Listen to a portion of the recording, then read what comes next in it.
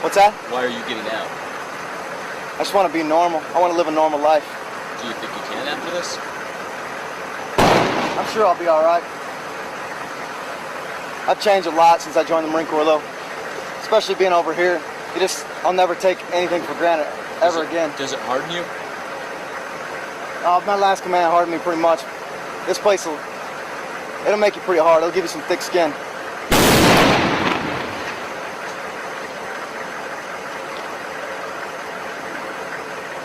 Tired of that too. Here's why. So I was getting out, right? Uh-huh. I ended After how many years? 11 years and 6 months. 11 years, 6 months. This is good. So 11 years, 6 months, I got out and I had everything, but I had a mentor, you know? I had a person who's been there, done that. And there's really good mentors in the military. People who have, and I'm an advocate for don't find somebody who's already in the military to be your mentor. Thank you.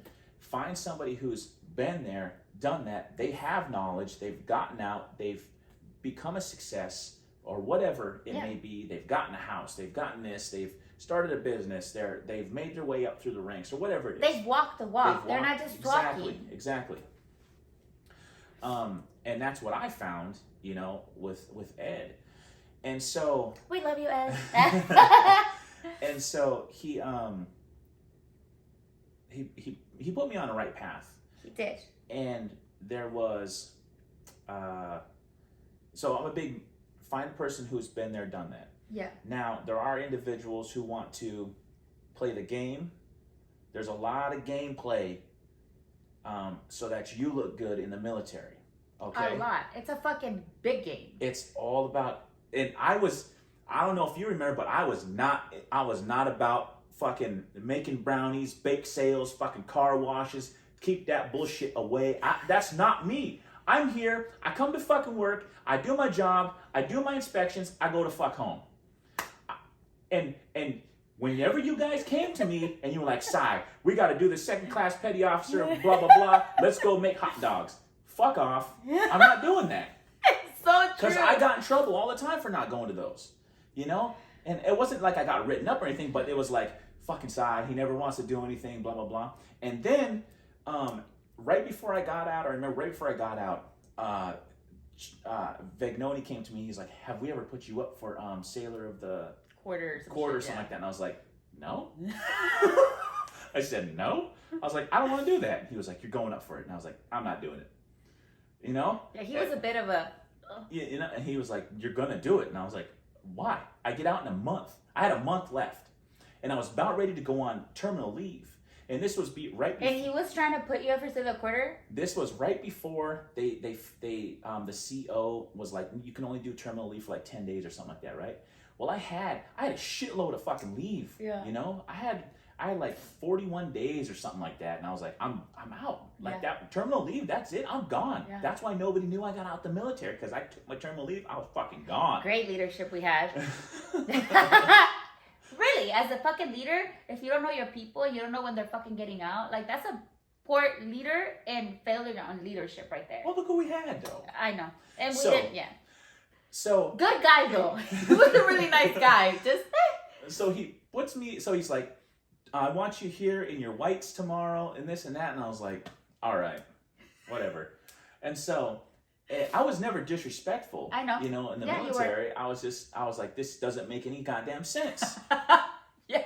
So I go in, and he's like, "Okay, about face, this and that, left face, right face, all stuff, and say the Sailor's Creed, all this stuff."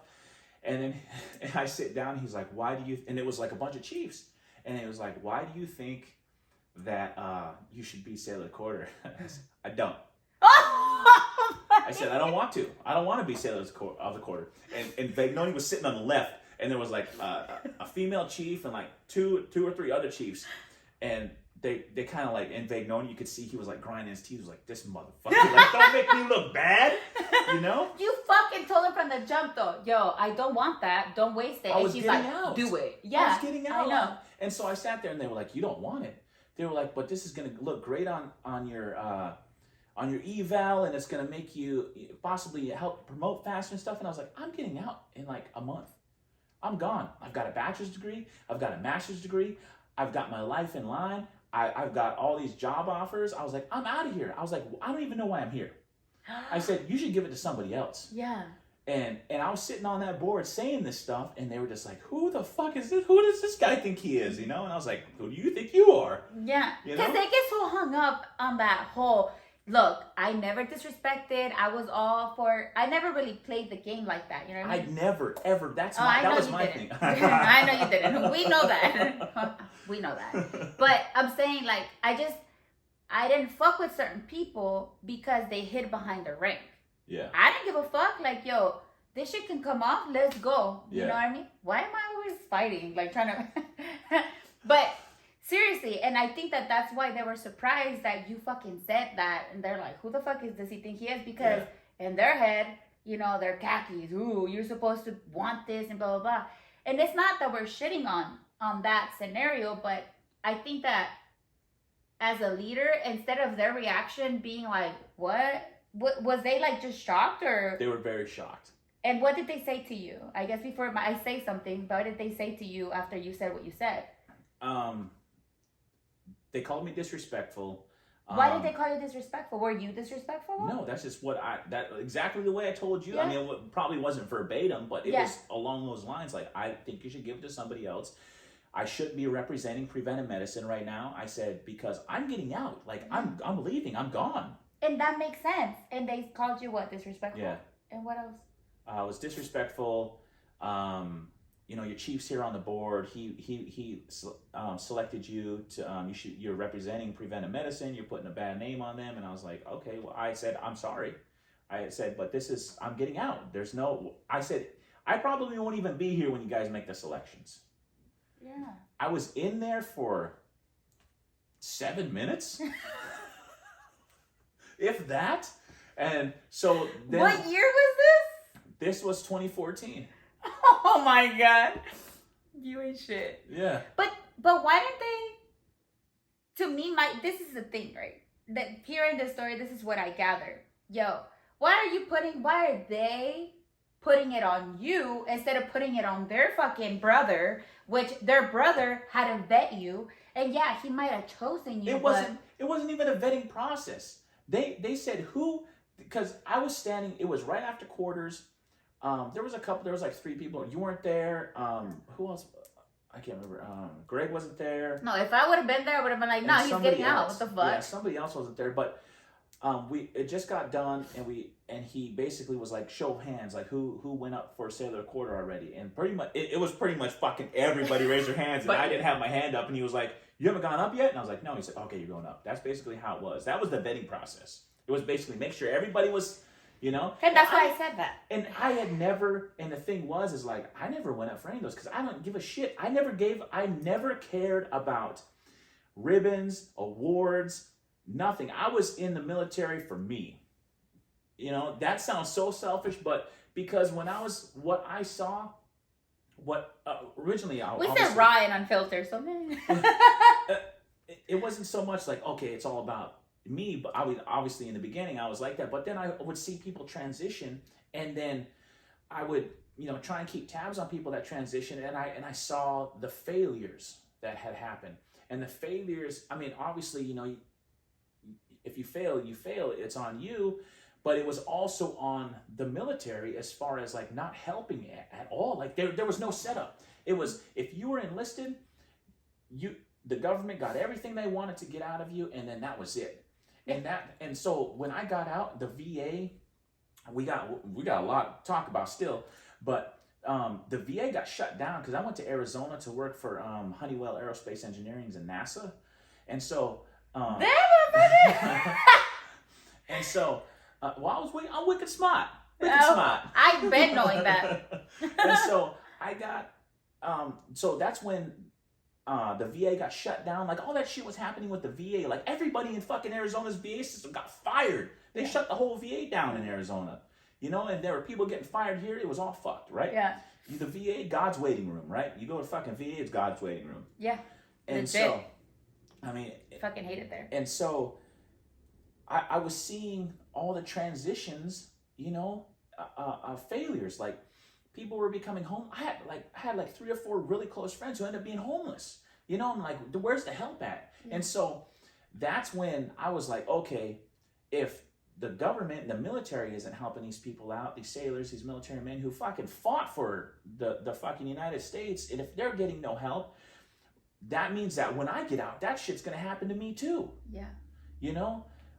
Regardless if you've got like family or friends to fall back on, you still are, you know, 30-something years old getting out or whatever, you know, you still have to, you're a grown-ass person now, you gotta, you know, deal with it. But, you know, you got PTSD and everything else, so there was no help at that time. Yeah. And so I'd see all these people failing.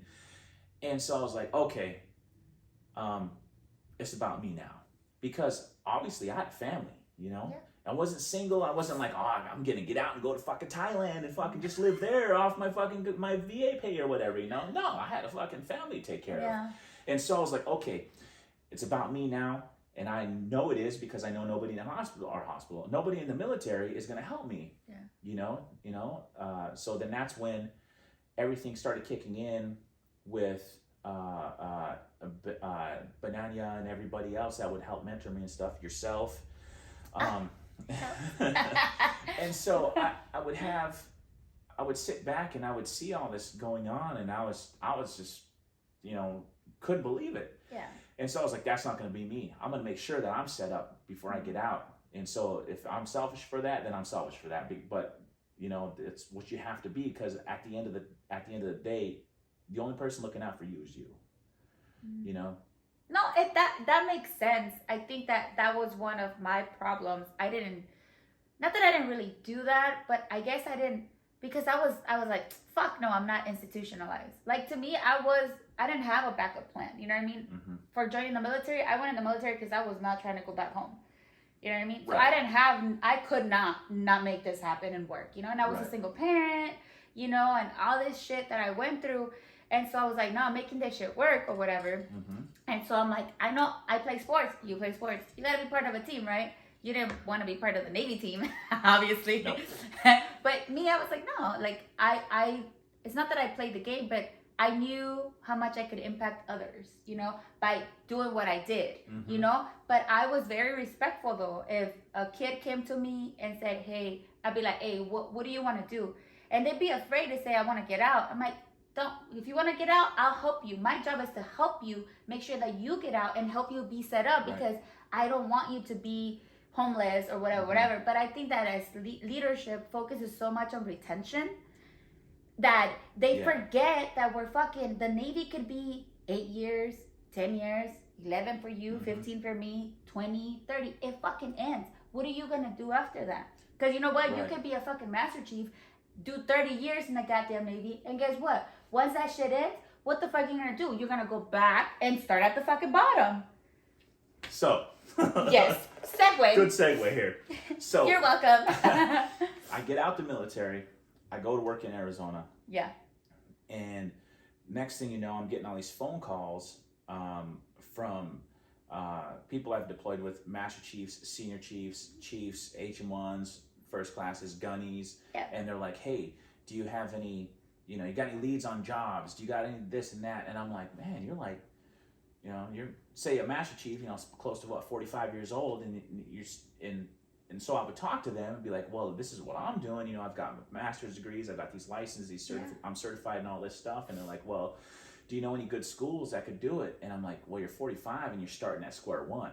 Yes. And so, and I don't want to say that there's age discrimination, but there really is. There is. If there wasn't age discrimination, we wouldn't have laws for people over 40 years old for getting jobs. There's laws for age discrimination at the age of 40 and on. Right? You can't discriminate against anybody 40 years old and older to get a job. Yeah. To get a job. Like if you have a 20-year-old and they got the same, you know, licenses or whatever, and you're like, oh, I'm gonna go for the 20 because that one's 40, he's gonna retire soon or whatever. You know, that's so my big thing is basically telling them, I'm sorry, like I don't have anything for you. So that was hard for me to do because they had to all start over at square one. And so one of my big mentor things in the military was, you know, making sure that everybody was set up You know, like what you said, you making sure everybody was set up, and the military doesn't do that. They don't promote, all right, go and get your degrees, go and get this. Nope, it's promoting, do your time, and then when you get out, we'll pay for college.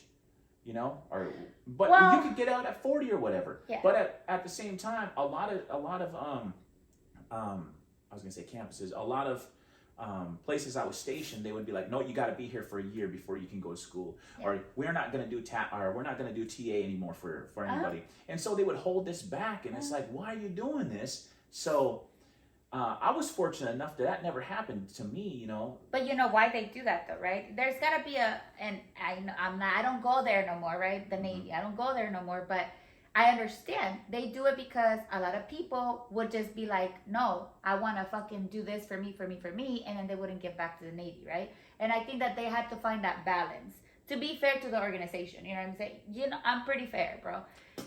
I know. You know that about me, though. To be fair, I think they had to find that happy balance. You know, the happy medium of, all right, you're here for 3 years. I don't agree with the withholding of TA. I think that if you're a kick-ass sailor and you show that you can do your fucking job, you're responsible, and you're contributing to the mission, not selling shit. No, I'm not talking about that. That was a big issue, though. That was a huge issue, what you just brought up. How many kick-ass sailors got out? Yeah. I know. I gotta get into this.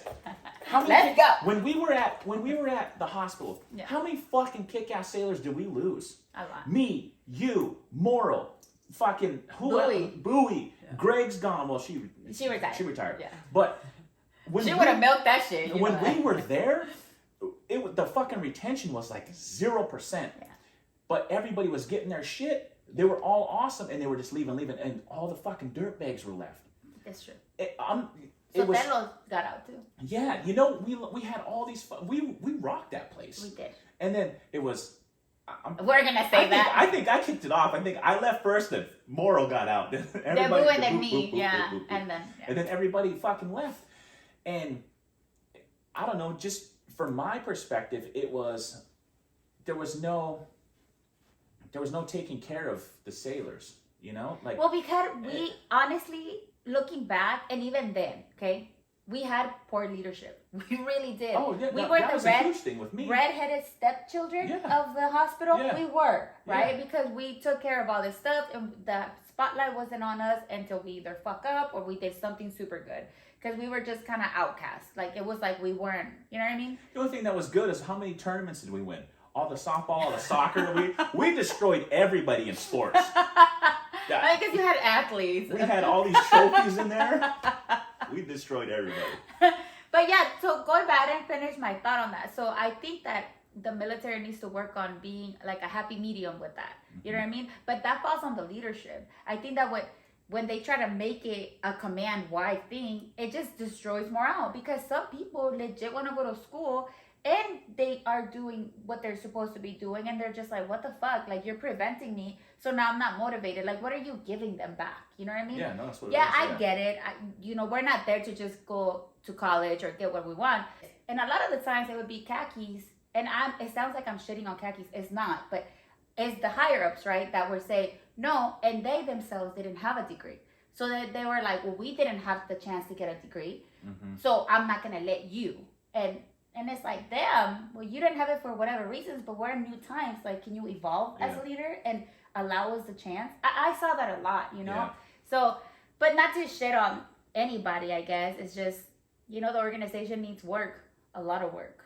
Because of what we talked about earlier, how the military doesn't really prepare you. Like, you go into a class, fucking sit there and they're talking either about retirement or whatever. A lot of those people that are talking up there and training are people that got out of the Navy and got right back into doing something that they're not really passionate about. You know what I mean? They're just there to receive. This is the filler. It is. Filler position. It is a filler position, and they don't really genuinely care. I think that this is something very important. This is why I want to share this. You have to have people skills. You have to have networking skills. A lot of the times when you get out of the Navy, they don't give a fuck about you were a master chief of this. They don't give a fuck about none of that. Nope. They don't. All they care is, oh, you're a veteran. Because they have quotas to meet too. Yep. So they don't give a fuck about what rank you were. They care about your resume and shit like that, right? And I say this because I sat with somebody and they were like, you should apply for this position. We're opening it. I think you would be a great candidate, blah, blah, blah. And I got out with a bachelor's, bro, you know? And he said, because we had somebody that came in and they're just very arrogant. They can't interview. So what I couldn't do in the military, you know, sit there and put a fucking dog and pony show, I couldn't do that. Because when I was in Sailor of the Quarter, Sailor of the Year, Woman of the Year, whatever the fuck, Sailor whatever shit, they would sit in front of me and they would be like, well, what's your opinion on this? I would think my personal opinion. Yeah. Right? That's what I think, you know, ESL, right? So I'm like, oh, my personal opinion. So I'd be like, well, I think this is messed up. And they would just look at me like, no. Like at boards, bro, I had chiefs be like on the side, the ones that were on the side, like stop. And I'm like, oh, because I just keep it real, you know? Yeah. And I would just keep it 100, you know what I mean? Yeah.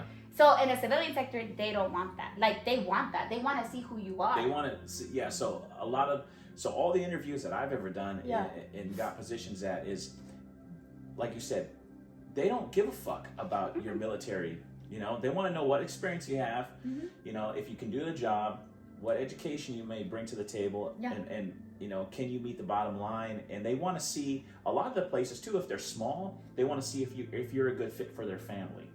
Yes. If we can relate to this person and they're not in there like a fucking robot and stuff like that, because those people, the super robot ones that, you know, the whole military mindset and everything like that, they're not getting those jobs. They're not. You go in there, you act like who you are, because they want to see how personable you are, how, you know, how much of a good fit you may be for their company. That's what it is. Because if they don't like you, if they're getting a fucking strange vibe, like this dude's fucking whack, like next.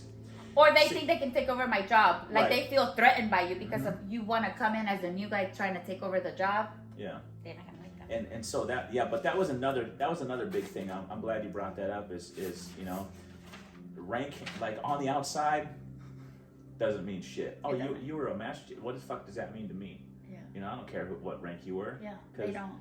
You know, if you get out, like the one thing like want to help people getting out is, you know, get everything in line before you do. Get your education. You got your bachelor's degree. Get your licenses. Get everything before you get out, because once you get out, all the stuff that you rank-wise or ribbon-wise or whatever you acquired in the military, unless you're an admiral or some shit like that, it's just not gonna happen. Officers do have it different, and they have that fucking advantage. Yeah. I think that, and that's what I try to tell people too. Now that I'm out, bro, I don't even go there, and you know, I have a lot of sailors that come to me. I'm still mentoring them. It's fucking nuts. Okay, I'm like, bro, I don't even go there. Like, what the fuck? But they seek me out, and they're active duty.